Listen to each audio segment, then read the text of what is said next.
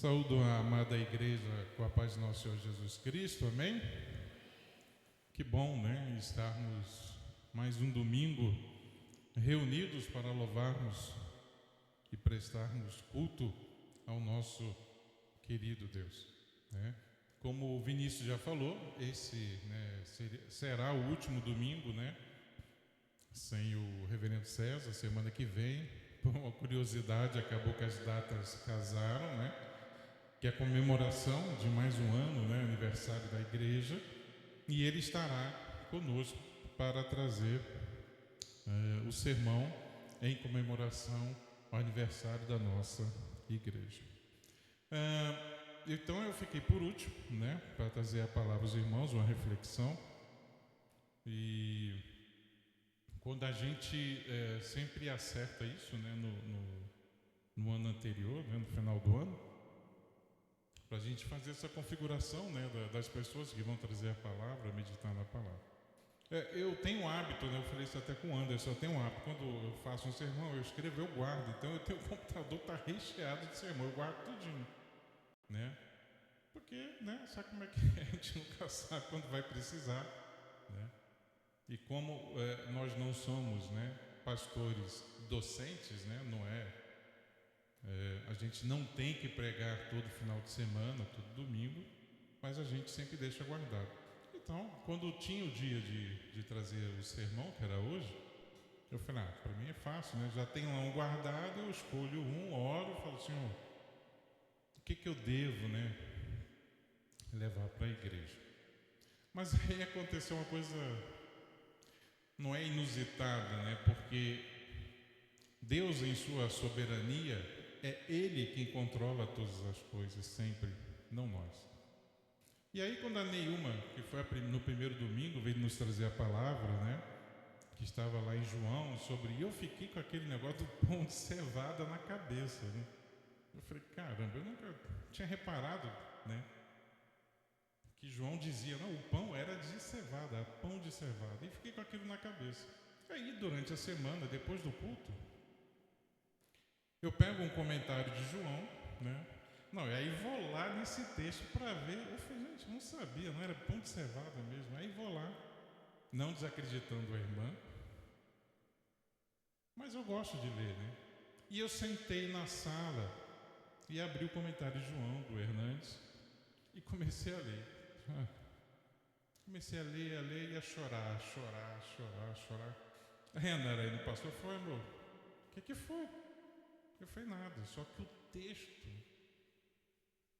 esperando um texto para pregar, e Deus falou, esse é o texto. Eu falei, caramba, vou pegar o mesmo texto que a irmã pregou. Eu falei, não, fica tranquilo, vai dar tudo certo. Porque é assim que Deus age na nossa vida, né? A gente se submete a Ele, ora, né? E eu sempre vim orando, Senhor, qual é o texto, né? O que eu devo pregar? E então vem esse texto que está lá em João, né? No capítulo 6. Irmãos, eu tenho uma mania, né? Por causa da escola bíblica, eu gosto muito de estudar, né? E eu sempre, quando eu vou fazer alguma coisa, eu recorro a muitos comentários. E, curiosamente, o Evangelho de João é, com certeza, né, um evangelho que tem muitas particularidades, né? E é um evangelho que eu gosto muito por conta disso, né? Eu sempre gosto de estar estudando. Quando eu vou estudar algum evangelho, eu sempre escolho o de João. E por quê? Porque o evangelho de João, ele tem umas particularidades que são interessantes. E eu vou trazer algumas para os irmãos, só para a gente atentar como ele é tão importante, né? Não desmerecendo os outros. Mas olha só, no evangelho de João, por exemplo, não há nenhuma parábola. No Evangelho de João, não há nenhum relato, olha só, de expulsão de demônios e nenhum relato de cura de leprosos. A gente não encontra também nesse Evangelho a lista dos 12 apóstolos e nem a instituição da ceia. Olha só, não há referência ao nascimento de Jesus seu batismo, transfiguração, tentação, a agonia do Getsêmani e nem a sua ascensão. Ele é considerado por muitos o evangelho mais teológico. E João, entre todos os apóstolos, ele foi o único que teve morte natural, ou seja, ele não teve uma morte martirizada, ele não foi crucificado, tá? Ele não foi decapitado, ele não foi açoitado, ele teve uma morte natural. E outra coisa interessante é que no Evangelho de João, a palavra grega, gente, a minha pronúncia é horrível, tá? A palavra grega, pisteuo, traduzida por crer, ela aparece nesse Evangelho 98 vezes. E olha só que interessante, foi João quem acompanhou o seu Senhor ao julgamento, quando os demais discípulos fugiram. De todos os apóstolos, foi ele o único que esteve ao pé da cruz para receber a mensagem do Senhor antes de expirar. Depois da ascensão de Cristo, o apóstolo João tornou-se um dos grandes líderes da igreja em Jerusalém, e essa narrativa está lá em Atos e Gálatas. E na verdade, o Evangelho de João, cerca de 90% dele não é encontrado nos outros, Marcos, Mateus e Lucas, que são conhecidos como textos sinóticos, ou seja, ele tem uma grande quantidade de relatos e histórias em comum. Ok? Ainda curiosamente, há um dado, mas aqui não é comprovado, mas há uma grande probabilidade também que esse João, o apóstolo, seja primo de Jesus. E, entretanto, há termos criados e somente citados nesse Evangelho, no Evangelho de João, que são eles: eu sou o bom pastor, a videira, o caminho, a verdade e a vida, e o Verbo. E é interessante que no Evangelho de Mateus, ele nos apresenta Jesus como rei. No Evangelho de Marcos, Jesus nos é apresentado como servo. E Lucas nos apresenta Jesus como o homem perfeito. Porém, João, em seu Evangelho, nos apresenta Jesus como Deus. Interessante, né? Quanta coisa, né? O Evangelho de João tem de diferente dos sinóticos, né? Dos outros evangelhos. E é nesse Evangelho que eu convido a amada igreja a estar lendo junto comigo João capítulo 6, de 1 a 11. Bom, talvez seja o texto mais pregado, mais estudado com toda certeza, mais publicado, seja esse texto. E engraçado, eu nunca tinha estudado esse texto, nunca, em toda... sempre que vou pregar, eu gosto de João, e eu sempre falei, nossa, nunca me chamou a atenção, falar desse texto em questão, a não ser agora nesse momento.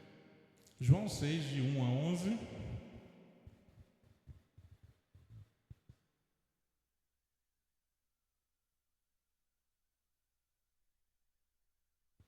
Eu vou pedir que quem que pode ficar de pé e fazer a leitura desse texto para nós. A projeção está ali na Nova Almeida atualizada. Alguém pode fazer a leitura, por favor? É que a minha boca está tão ressecada, gente.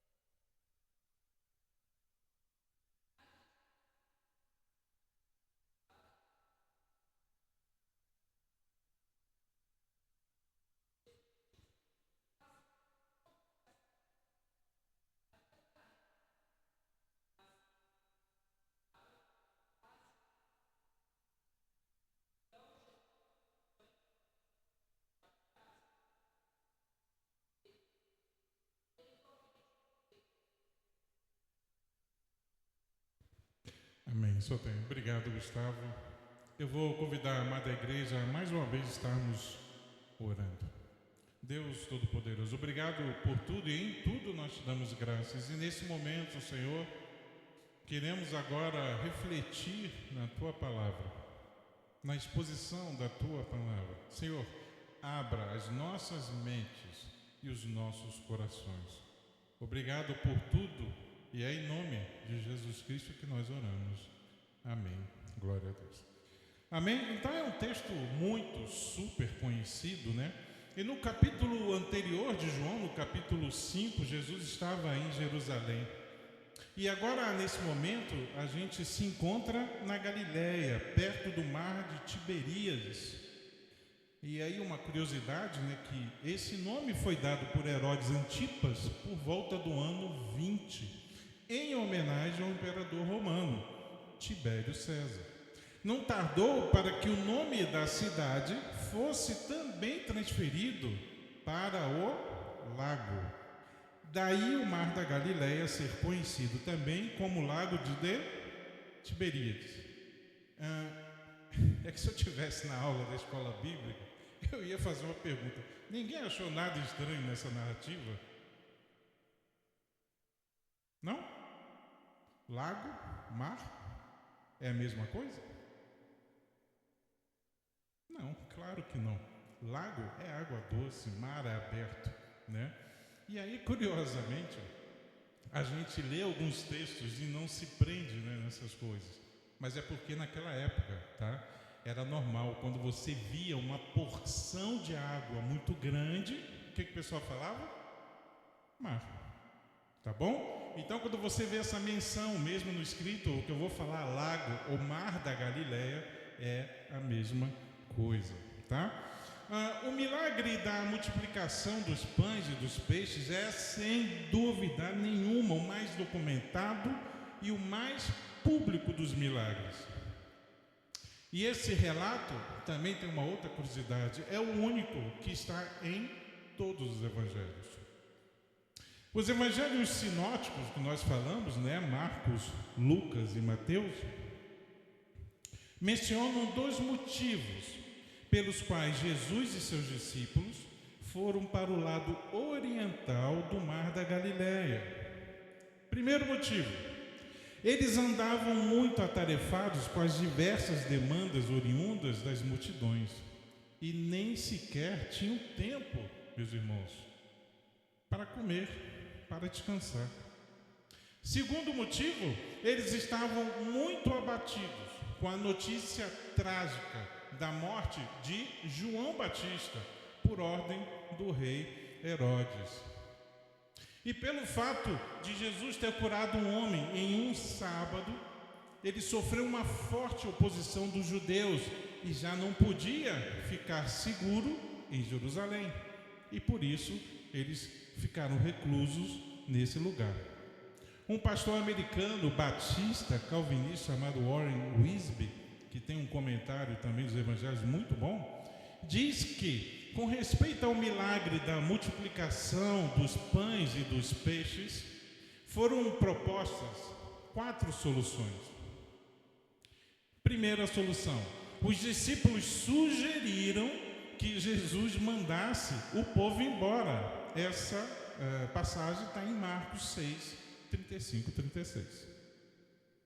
A segunda opção veio de Filipe em resposta ao teste de Jesus: juntar dinheiro suficiente para comprar pão para o povo.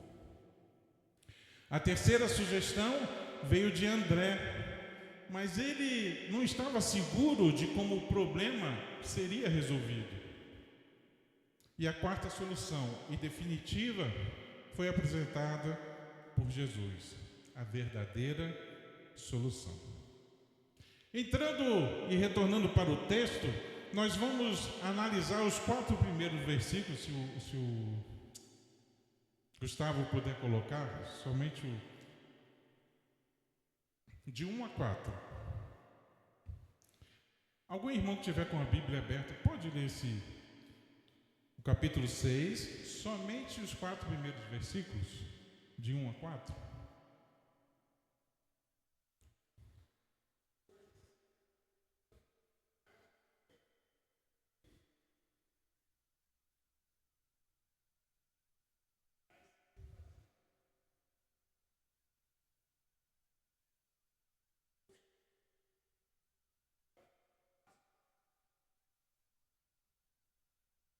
Obrigado, irmão. Uma necessidade a ser suprida. O cansaço físico e o esgotamento emocional sinalizaram a necessidade do descanso. É nesse contexto que os discípulos saem com Jesus para um lugar deserto com o propósito de descansar. Eles vão para o lado oriental do lago, região conhecida como as montanhas de Golã. Ao desembarcarem, porém, uma numerosa multidão segue Jesus. Por quê? Porque eles tinham presenciado os sinais que ele fazia na cura dos enfermos. Os milagres de Jesus, eles são pedagógicos.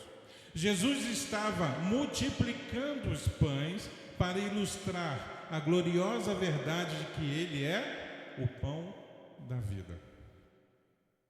A multidão que vinha ao encontro de Jesus naquela região deserta não o buscava movida pela fé genuína, porque aquela multidão somente o via como um operador de milagres, alguém que pode ajudá-la em suas necessidades imediatas. Mesmo assim, os evangelhos sinóticos dizem que Jesus sentiu compaixão dessa multidão, pois eram como ovelhas sem pastor. E então Jesus passou a ensiná-los e a curar seus enfermos. Dessa forma, Jesus ensina que ele, como divino provedor, se importa com as nossas necessidades. E ele nos atende segundo a sua imensa bondade. Amém? Então, o que acontece aqui é que aquela multidão estava em busca de Jesus, mas na verdade, o que ela queria não era seguir Jesus. Ela queria satisfazer os seus desejos, suas necessidades. Hoje é muito comum de vermos, irmãos trocarem de igreja, e olha que na maioria das vezes, não por uma questão de se mudar de local, geograficamente falando, mas em algumas situações, por não terem sido atendidos naquilo que desejavam.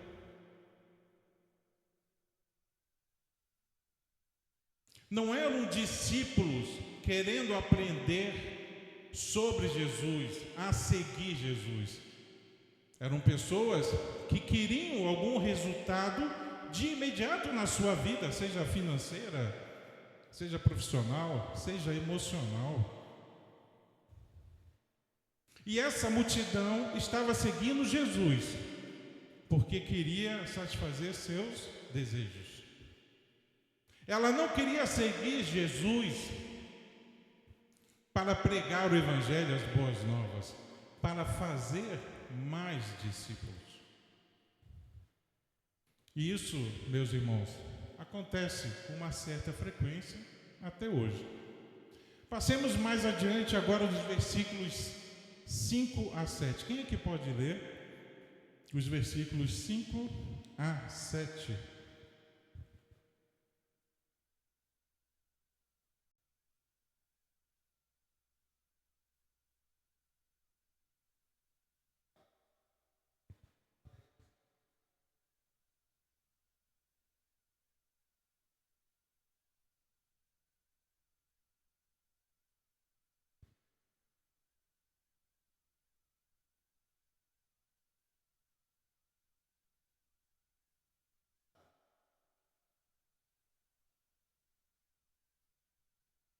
Amém. Nesses versículos agora nós temos uma visão a ser compreendida. Antes mesmo de a grande multidão chegar, Jesus já tinha visto as suas necessidades e ele decidiu por si mesmo supri-las.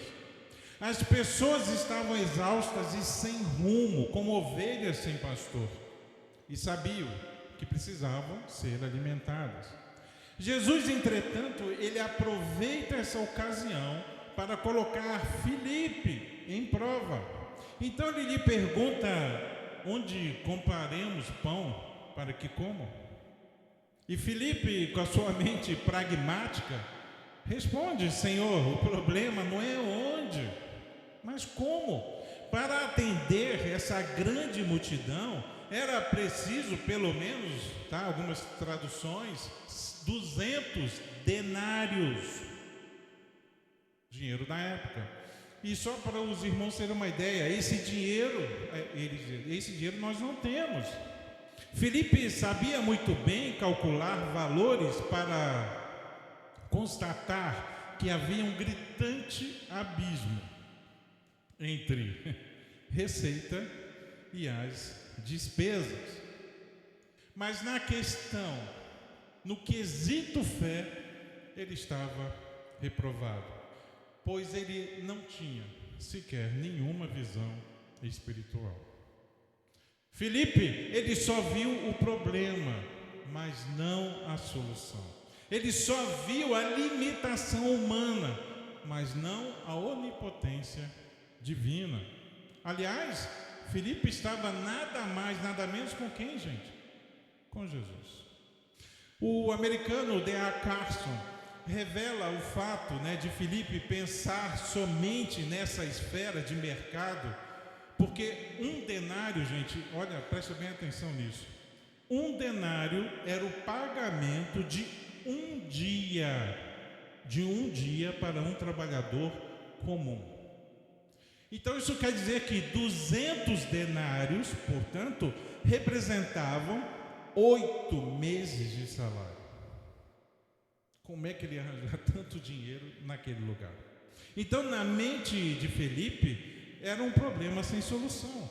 Havia uma multidão faminta, num lugar deserto, numa hora avançada, sem comida, sem dinheiro e sem lugar para comprar alimentos.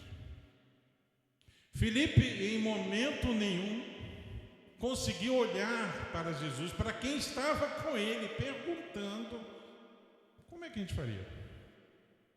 Ele se limitou apenas à questão financeira. Vamos avançar. Versículos 8 e 9, quem pode ler, por favor?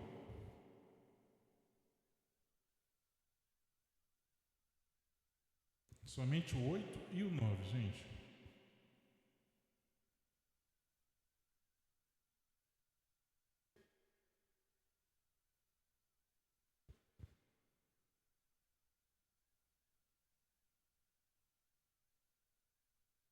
Amém. Um déficit humano a ser superado. André, irmão de Pedro, entra em cena para informar a Jesus que no meio da multidão havia um rapaz com uma pequena provisão. E aqui entra, o que a nossa irmã tinha trazido de mensagem.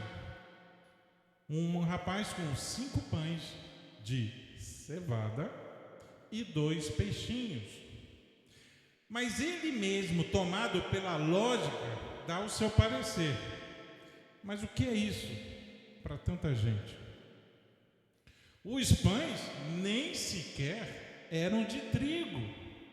Eram pães de cevada, que na época servia para alimentar os animais. F.F. Bruce nos diz que os outros evangelistas usam a palavra comum para peixe. Vou falar de novo na minha pronúncia, por favor. Não se atenha a isso, tá? Ictis. Mas João os chama de opsaria, indicando que a nossa irmã já tinha trazido, informado, que eram peixes pequenos e talvez salgados,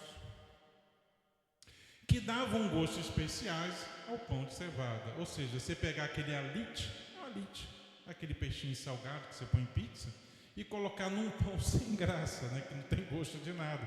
Então era para balancear o sabor.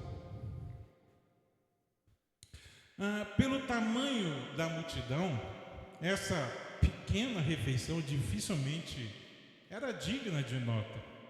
Mas olha só, gente, André a mencionou apenas para mostrar que não havia o suficiente para tantas pessoas famintas. Mas para o propósito do Senhor, isso era o suficiente.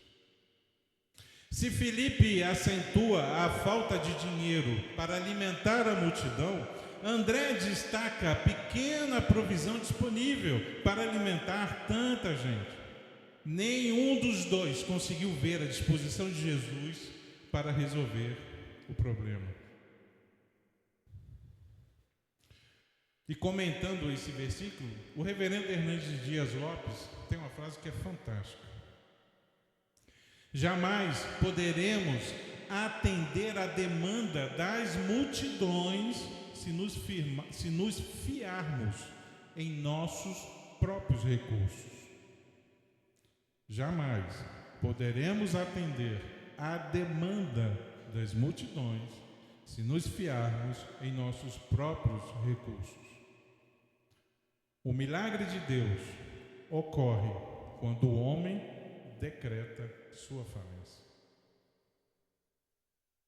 O rapaz entregou o seu lanche para André, que o levou a Jesus. E Jesus, então, o que ele fez, gente? O multiplicou. Não podemos fazer o milagre, mas podemos levar o que temos às mãos de Jesus.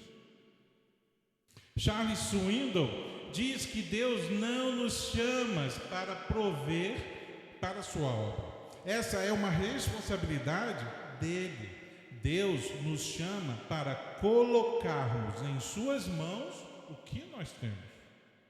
Ainda que sejam apenas alguns pães e peixes, Ele cuidará da multiplicação. Amém? E o versículo 10, quem é que pode ler somente o versículo 10?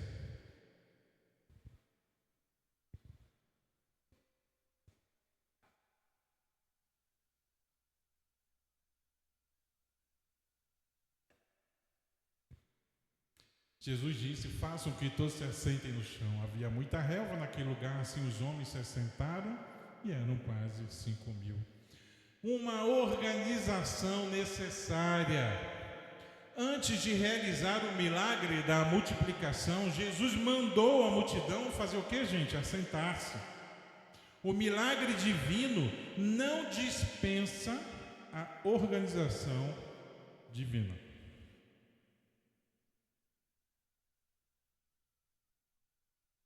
A obra de Deus precisa ser feita com ordem e decência. Aonde que está escrito isso? Alguém arrisca? 1 Coríntios 14:40. Tudo deve ser feito com decência e ordem.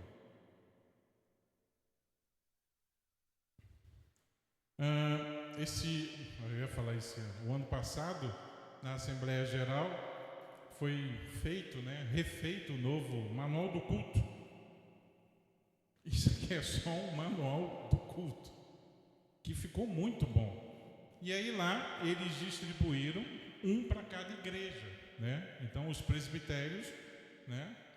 Foi o Leosmar e o Francis, distribuiu ali para a gente levar para a igreja. Esse aqui é meu, tá? Particular é meu. Mas cada igreja tem um que fica guardado, o manual do culto. E, gente, eu vou falar para vocês, ficou muito bom. O antigo, o Cláudio vai lembrar, era bem mais fino, né? Bem fininho. Então, ele passou por um monte de processo. E esse manual do culto, ele ficou muito comentado. Inclusive, eu cheguei até a sugerir, né, numa reunião com o pastor Caneum, que a gente pudesse, mais à frente, estar estudando ele, né, na escola bíblica. Por quê? Porque ele tem muitas informações importantes para nós, a respeito de culto, de adoração e etc. E eu queria fazer uma menção, eu destaquei algumas informações sobre essa questão de ordem e decência. E ele nos diz que quais são as normas bíblicas para o culto. Primeiro, fidelidade às Escrituras. A liberdade em Cristo não deve, entretanto, dispensar a necessidade de ordem e decência. As manifestações do Espírito no culto são aquelas que servem à edificação de toda a igreja.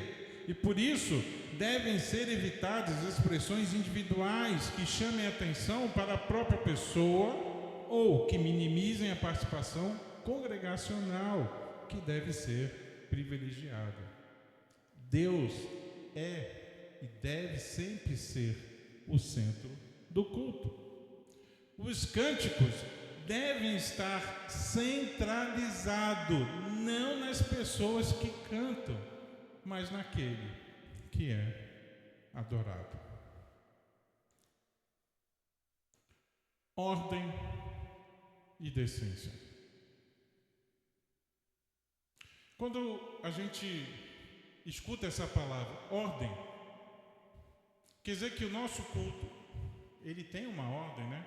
Nós temos um momento de confissão, nós temos um momento de louvor, de ofertas, de orações, a bênção, a palavra.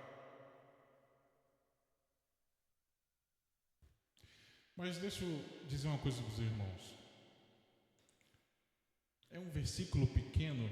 Jesus vai alimentar uma multidão. Você imagina, eu não sei se vocês viram, né, quando foi suspensa a operação lá em Gaza, lá, que deixaram os caminhões entrarem para alimentar o povo. Eu não sei se alguém viu na televisão. Gente, nossa, foi uma loucura. O povo faminto, o alimento não chegava e aquele... Você imagina se Jesus, né, não tivesse com ordem mandado, assentem-se, fiquem tranquilos, haverá alimentos para todos. Então, essa ordem é a mesma que o apóstolo nos lembra que devemos ter em nossos cultos. Agora, sabe o que me entristece? Muito. É uma coisa que a gente sempre vive dizendo. Que apesar de nós termos uma liturgia, a maioria dos irmãos ainda chega atrasado no culto. Os irmãos ainda não entenderam que o culto é para Deus. E que você não chega atrasado para o pastor César, para um presbítero, para quem vai pregar. Que, aliás, eu também acho horrível. Pensa comigo uma coisa, você chama uma pessoa para te visitar na tua casa e você não vai estar lá? Você faz isso? Ninguém faz isso. Por que você chega atrasado no culto? Porque pode acontecer? Pode, óbvio que pode. É claro que pode. Mas sempre, com muita frequência. Por muito tempo eu fui gerente das livrarias, né, da Primícias aqui em Goiânia.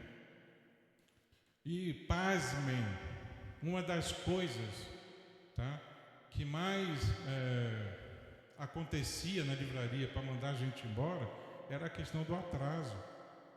As pessoas tinham péssimo e chegavam muito, e isso atrapalhava o serviço. Porque você imagina, são 7 lojas. Eu não conseguia abrir 7 lojas, eu abria uma matriz. E alguém tinha. O que foi? Essa loja está fechada, que vai fulano não veio, não chegou ainda. Ordem. E eu sempre dizia isso para os funcionários. Cara, se você não consegue chegar com uma certa... Porque é o que eu digo, gente, todo mundo tem problema. Todo mundo. Pode acontecer um acidente, os imprevistos, eles acontecem. O que não é normal, quem está aqui à frente, quem é do louvor, vai saber o que eu estou dizendo. É que o culto sempre começa, né, às 7. Às vezes a gente retarda, porque ninguém está aqui dentro ainda. Aliás, quando começou hoje estava super vazio e foi enchendo aos poucos. Isso quer dizer que muita gente chegou atrasada. Mas eu te pergunto, onde que está a ordem e a decência? Gente, peraí, não é para mim. Você está aqui para cultuar a Deus. Agora você imagina que Deus está olhando e falou, por que você não chega no horário? O que você quer? Você está igual à multidão, você só quer que Deus faça, né, as suas necessidades? Por que é tão difícil? Porque você na faculdade não chega atrasado, ou no seu trabalho, ou no encontro amoroso, que eu duvido quando a gente namora, né? Pedro Biel dizia, Nunca é falta de tempo, é falta de interesse. Funcionário que sempre chega atrasado, meu irmão, ele quer tudo, mas menos trabalhar, não é? É o que é empresa. Não. Quem quer trabalhar chega no horário. O Enem fecha as portas lá. Tu adianta falar alguma coisa? Não. Gente, por que é diferente na igreja? Me explica. Não deveria ser o contrário? Ou eu estou... Gente, me perdoem se eu estou errado.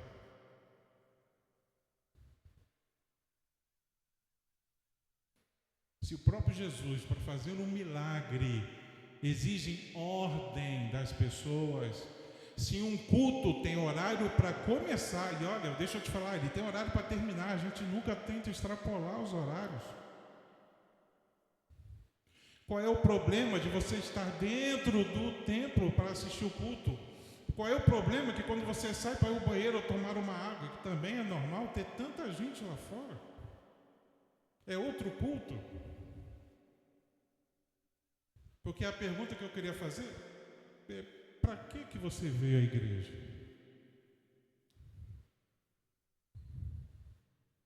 O que nos move vir à igreja?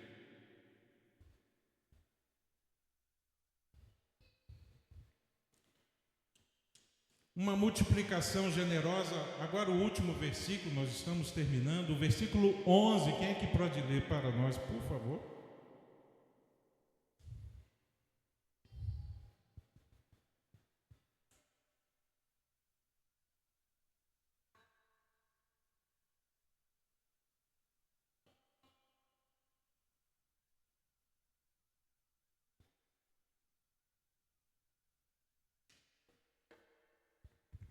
Jesus opera um milagre valendo-se do pouco que eles tinham. Mas o pouco nas mãos de Jesus, meus irmãos, é uma provisão suficiente para uma grande multidão. Há um ritual seguido aqui por Jesus. Ele toma os pães e os peixes e dá graças. Ele os entrega aos discípulos, que os repartem com a multidão.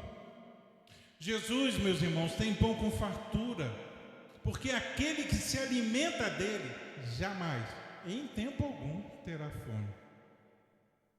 Assim como Deus alimentou o povo com maná no deserto, agora Jesus está alimentando a multidão. O mesmo Deus que multiplicou o azeite da viúva está agora multiplicando pães e peixes. O mesmo Jesus que transformou a água em vinho está agora exercendo o seu poder criador para multiplicar pães e peixes. O milagre da multiplicação é de Cristo. A obra da distribuição é da responsabilidade dos discípulos. Jesus sempre tem pão com fartura para os famintos. Cabe a nós, porém, a sublime tarefa de alimentá-los. Somos cooperadores de Deus. O milagre, ele vem de Jesus, mas nós o repartimos com a multidão. Não temos o pão, mas o distribuímos a partir das mãos de quem? De Jesus. Jesus opera o milagre, mas olha que interessante, quem é que distribui os pães e os peixes? Os discípulos.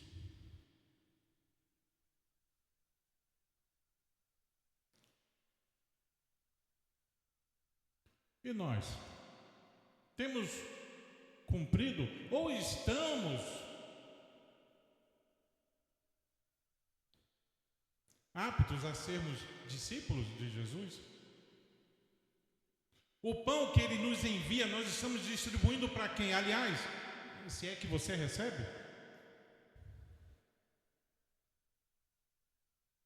O milagre é dele, mas a responsabilidade é sua. Se Ele é o pão da vida, se é Ele, se é a sua palavra que nós estamos meditando, que nos alimenta, eu tenho uma dúvida. Por que a igreja está vazia? Porque muita gente prefere ainda ver um jogo de futebol, ou fazer uma coisa, ou ir numa festa, em detrimento de não estar aqui.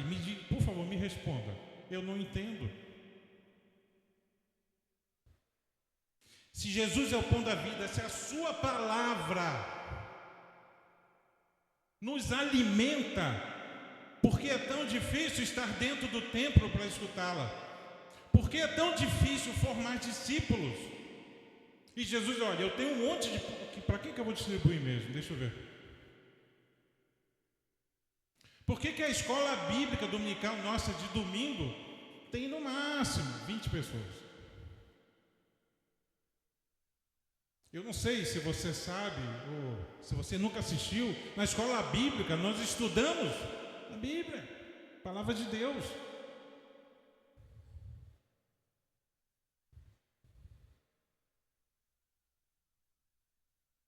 O problema, irmãos, é que como a multidão, nós só olhamos para o nosso umbigo, para os nossos anseios. Tem gente que vem à igreja para ser curada e depois que é curada, nem está mais aqui. Muda de igreja porque a outra igreja está pintando de preto e está tocando um negocinho legal. Eu só queria saber aonde que está Deus nisso. Por favor, me explica. Eu posso estar errado. Nossa, lá vem o Jefferson querer pagar. Pois é, mas sou eu que estou inventando ou é a palavra de Deus? Ou a própria igreja diz isso para a gente? Porque se eu estiver mentindo, alguém me diga, porque eu, como discípulo de Cristo, eu dou a minha vida todo domingo de manhã para dar aula aqui. O Manel, durante 20 anos, foi tesoureiro da igreja. E tem gente que fala, eu não tenho tempo. Meu irmão, deixa eu te falar, eu sou obeso, não sou formado, não sou CLT, trabalho e tenho família. O que você tem diferente de mim? Não é falta de tempo, é falta de interesse. Isso pode machucar ou doer. Isso não é para todo... Meu irmão, por favor. Mas Deus sempre está nos chamando à ordem e decência de tudo, principalmente com seu ensino, com a parte que cabe a todos nós. Se nós, como presbíteros, pastores, temos que estar à frente para alimentar o povo, cadê o povo? Como iremos cumprir o ide e fazei discípulos? Aonde, Senhor?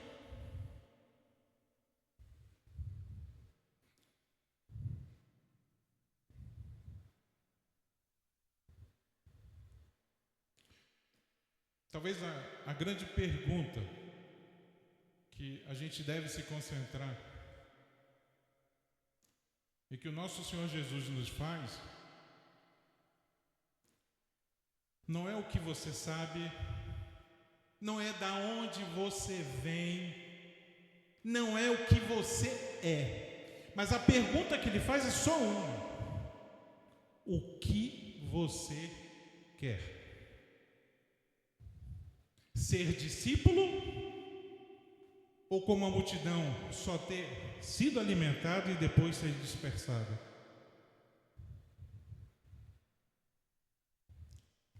Há um preço? Claro que há, meus irmãos. Os discípulos estavam cansados, andavam com Jesus para atender as demandas de uma multidão. Isso está aqui no texto. É fácil? Claro que não é. Mas deixa eu te falar uma coisa, é muito prazeroso. Mesmo cansado, quando a gente está aqui domingo, durante a escola bíblica, depois você tem que vir mais cedo por causa do louvor, ficar para o culto. Porque eu sou alimentado com todas as minhas fragilidades. Eu sou o maior pecador de todos. Apesar de ser gente, eu sou o pior dos crentes. Mas ainda assim, o lugar que eu queria e não trocaria com ninguém para estar é aqui. Só que deixa eu te falar, nós somos humanos, tá? Pecadores. A gente também cansa, não sei se vocês sabem disso. Cansa. Todo mundo precisa de um descanso. Nunca faltou nada para mim, graças a Deus. Deus nunca deixou faltar nada para mim. Um dia a Narane chamou minha atenção, porque eu estava querendo trabalhar no domingo para poder pagar umas coisas atrasadas. Ela falou, hoje não. Hoje é dia do Senhor. É o único dia que você tira para adorar o Senhor. Poxa, mas o meu time está jogando, meu amigo. O que você acha que é mais importante? O teu time vai te alimentar? O teu time vai cuidar da tua vida espiritual? O teu time está reservando para você um lugar lá no céu? E troque o time por qualquer outra coisa que tenha tirado de você a adoração que é devida a Deus. Amém? Peço que a igreja fique de pé, nós estamos terminando o nosso culto. Domingo que vem, se Deus assim desejar, estaremos juntos comemorando o aniversário da igreja. Eu vou pedir, Edna, você pode nos fazer uma oração? E irmãos, eu peço que você, humildemente, faça essa oração. Gente, isso é individual. Mas o meu desejo é que você dedique mais tempo a Deus. Eu tenho trabalho, tenho filho, eu também tenho. Naraene, o Manel, o Paulo, tantas outras pessoas que sempre estão conosco. Meus irmãos, todos nós temos. Mas tenha certeza que estar na casa de Deus, se alimentando pela palavra de Deus, é a melhor coisa que você pode fazer. Amém?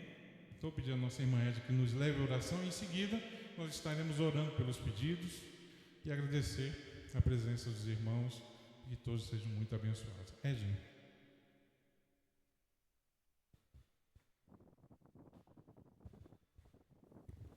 Amém. Glória a Deus. Pai, Tu és um Deus grande, um Deus maravilhoso. Te exaltamos, Senhor, nas nossas vidas. Te exaltamos em todo o tempo, Pai. Estamos aqui, neste momento, com firme propósito de Te adorar, de exaltar, de engrandecer o Teu santo nome, ó Jesus.